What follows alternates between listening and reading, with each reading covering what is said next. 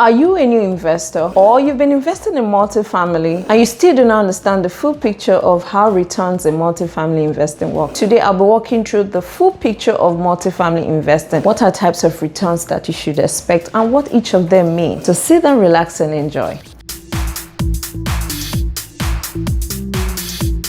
My name is Bibi Ofiri, and today I'll be talking about understanding the full picture of returns in multifamily investing. When new investors look at a deal, most times what they see is the cash on cash, and sometimes they get discouraged because they are wondering, how will $250 or $800 or even $1,000 help me achieve my financial freedom? Truly, I do not blame them. It's just what they see. So that is why I've decided to break this down, because I've gotten some feedback and some people really want to understand how these returns work and how can it lead them to financial freedom. So one of the things you need to understand is that cash on cash, most times we see it in form of COC, is just one of the pieces of the puzzle. That is, multifamily is a combination of many forms of returns that create real wealth for people. Let's break it down. What are these type of returns that I'm referring to? There's one called cash on cash, COC. The second one is preferred returns. There's another one, the equity or the profit split, which comes when you refinance or you sell. And there's a very interesting one, which is the tax depreciation benefit. There's another interesting one that people do not really talk about, is loan pay down, which is equity build up. So I'm going to explain everything so we can properly understand when you get a deal, what are the likely returns that you should get, how much does it translate, and if it's beneficial for you. Like I often like to say, every investor has their own preference. It's possible that you as an investor will prefer having cash on cash on a constant basis, or you might also be an investor that prefers, I really don't care about the cash on cash. I'm more particular about the appreciation. How much will this property appreciate? Depending on where you fall in that spectrum, that is how you should start looking at a deal. But before you can even choose what kind of spectrum or what kind of deal aligns with you, you need to really understand the names, what are the implications, the full picture about returns before you can now say this aligns with you. So what is cash on cash? Cash on cash is an annual cash distribution that you receive at a percentage of the money you've invested. So for example, you invested $50,000 and you were promised, or when you read the pitch deck or the summary about the deal, you were told that this deal is a 7% cash on cash. What that means is that at an average, you'll be getting 7% annually on that deal. Let's say you invested $50,000. 7% of $50,000 means that you should be getting $3,500 every year. So what they might decide to do is that $3,500, they will divide it into 4 quarters. So instead of them giving it to you once a year, they will break it down into 4 quarters. What that means is that you'll be getting something around $875 every quarter for you to get to $3,500 every year. Typically, this is done either quarterly or monthly. It just depends on the sponsor or wherever you're investing with that will determine the cadence that will follow. So what's the purpose of that? Why are you receiving that type of little income? The purpose of that is that it provides consistent passive income. So while your money is busy working for you, you are receiving consistent passive income. So that is just the beautiful benefit of cash on cash. Something you need to consider. Yes, it may look small at first, sometimes between 6 to 8%, but it is predictable, it has tax advantages, and grows as the property stabilizes and rent increases. The next one is preferred returns. So what is actually preferred returns? It's basically a priority returns. I call it a loyalty returns to the investor that they receive before the sponsors or the GP members receive any form of returns. It's just you kind of putting your investors ahead of time. That's basically what it is. It's often paid quarterly, but if there's a very tight cash flow, it might accrue over time. That is, let's say in year 1, they are not able to give you preferred returns. They will have to move it to year 2. If year 2, there's no much cash flow, they'll move it to year 3. So it accrues over time if there's a very tight cash flow. So what is the purpose of the preferred returns? It protects your investment to ensure that you get paid first. Regardless of what happens, if the profit makes profit, it just guarantees you that you'll be paid first before the sponsors are paid. Many investors really like it. There's something I want you to know. There's a common misconception out there. People believe or people think that preferred returns is different from cash on cash. No, they are not different. It's just that one of them is priority to the investors, whereas the other one does not bring about priority. It means that once there is cash flow, both parties, the GP and the limited partners, that is the investors and whoever has the deal, will split it at the same time. time. But once it's preferred returns, the investors that are bringing in the money will get monies first before the sponsors get their money. So there's a little difference between both, but please note, it's one and the same, just that one has priority to the investors and the other one does not have priority to the investor. In other words, preferred returns is in addition to your cash on cash. The next one is the appreciation or the equity profit split. This is a share of the profit when the property is actually sold or refinanced. This is what you should be looking at. Like I said, cash on cash is just a piece of the puzzle of the returns you receive in multifamily. The real deal is the appreciation part of the deal. That is when you refinance or you sell the deal. That is when you start building the real wealth that we've been talking about. So the cadence of this is a one-time capital event. That is, let's say the deal is a 7-year-old. You can have it twice within 7 years. That is, maybe in year 3 you decide to refinance. You have a large chunk of money to give back to the investor. Or 7 years you decide to sell. Within that time, you've done 2 major capital events, massive, and that will give you a large chunk of money to give back to your investor. What's the purpose of the appreciation or the equity profit split in this case? It delivers the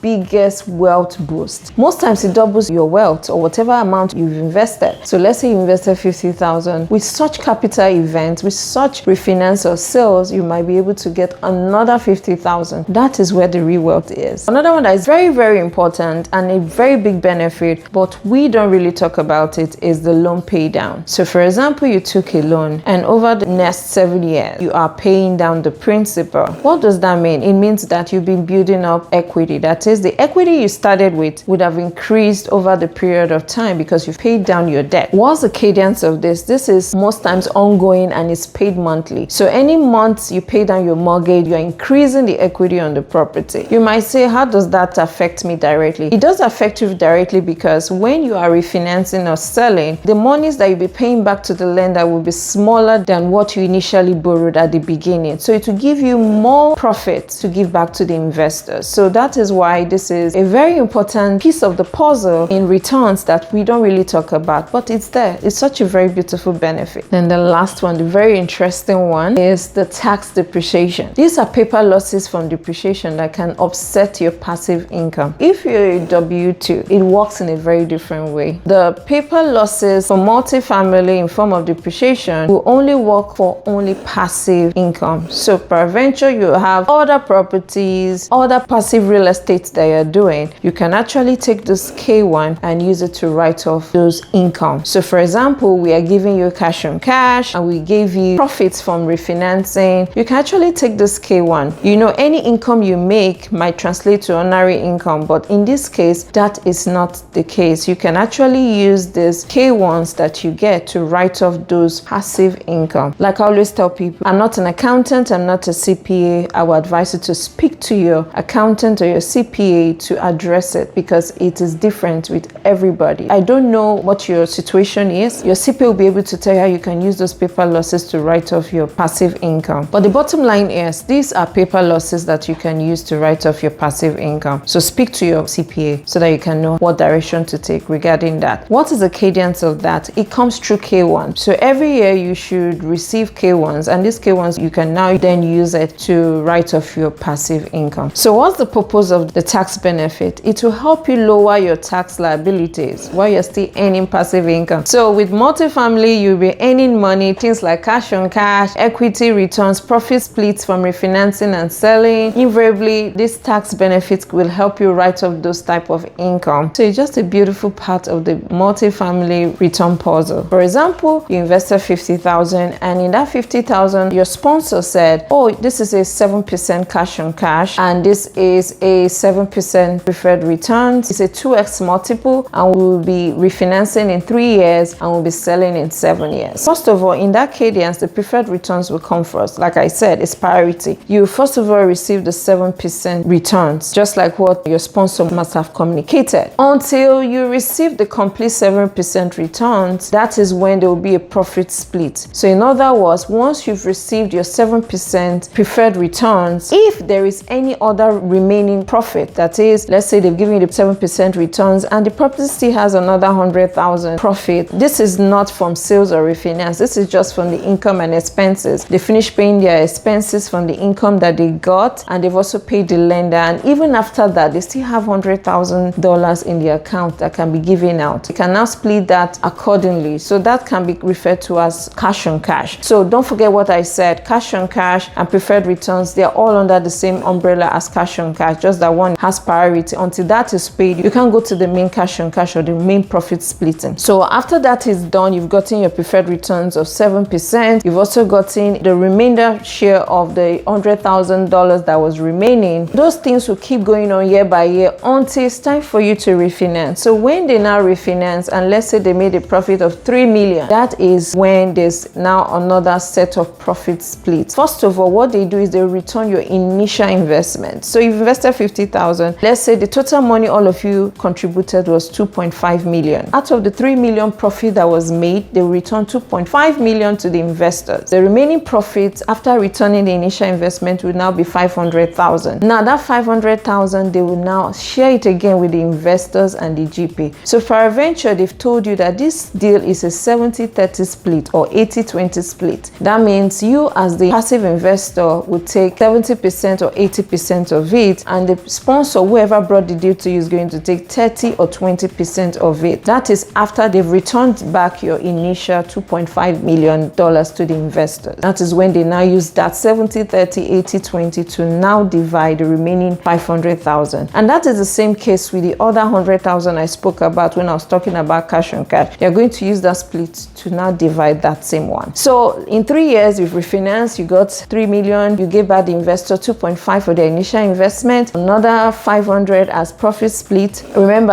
like I said, the whole time is 7 years. You guys continue, you still be giving them cash on cash, just like the way I described. Now comes 7 years, you sold the property. You now made another $3 million. In that case, if you did not carry over any preferred returns, let's say your deal was going where every year you were giving them their preferred returns and you were not pushing it to another year because you made money, then you now take the $3 million that you made at sale and split it with the investors. The investors will take 70% of it or 80% depending on what was agreed with you at the beginning, and the remaining 30% or 20% the sponsors or the GP members will split that one. In a case whereby there was no carryover of the preferred returns, but in a case whereby you did not make enough money during the 1 to 6 years and you were pushing the preferred returns, it means that at sale maybe you made $3 million and you are owing a preferred returns of $500,000. You need to pay the carried over preferred returns first of $500,000 before you now do a profit split. Always remember this: preferred return takes priority before any profit is split between the investors and the GP members or the sponsors or the owners of the deal. In summary, wealth in multifamily is not built with only COC, cash on cash. No, like I said, it's just a piece of the bigger picture. It's built with the combination of income, equity growth, and tax efficiency over time. And this can really take years to achieve. Don't focus on just one number. Look at the total full picture of what the returns is. That is where the path to financial freedom truly begins. Thank you once again, and I hope you enjoyed this episode. I look forward to seeing you on my next episode. If you've not subscribed to this YouTube channel or to my Facebook group, now is the time. Please go back and subscribe to my Facebook or my YouTube channel.